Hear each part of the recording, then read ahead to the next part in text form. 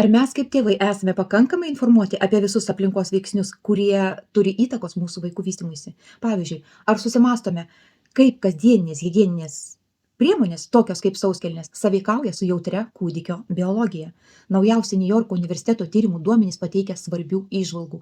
Kūdikių organizmuose aptinkama mikroplastiko koncentracija dalelių iki 5 mm gali būti net 15 kartų didesnė nei suaugusiųjų. Mokslininkai kelia hipotezę, kad viena iš patekimo grandžių yra būtent nuolatinis odos ir gleivinės kontaktas su sintetiniais polimerais.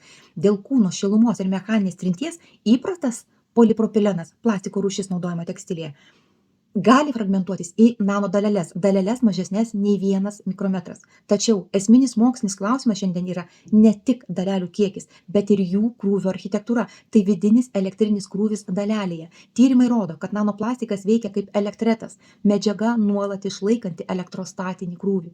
Šis krūvis leidžia dalelėms ne tiesiog būti organizme, o aktyviai sąveikauti su ląstelių membranomis, potencialiai trikdant jų elektrofiziologiją.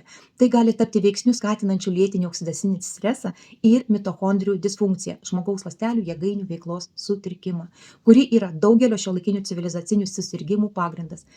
Kaip mes galime minimalizuoti šią riziką jau šiandien? Mokslas siūlo rinktis sąmoningas alternatyvas, siekiant nulinio kontakto su šiais polimerais. Daugkartinės sauskelnės iš ekologiškos medvilnės, kanapių ar merinosų vilnos, ekosauskelnės su žyma plastic free, vidinis sluoksnis pagamintas iš bambuko ar medvilnės, o išorinis iš kukurūzų krakmolo polimerų. Kviečiame jūs kartu gilintis į šią temą ir peržiūrėti mokslinį filmą Nanoplastikas grėsmė gyvybei. Tai ne tiesiog filmas, o platforma tarpdisciplininiam dialogui, padedanti suprasti šiuolaikinio pasaulio saugumo instrukcijas. Pasidalykite šiomis žiniomis. Mūsų visų ateitis priklauso nuo mūsų bendrų ir informuotų sprendimų.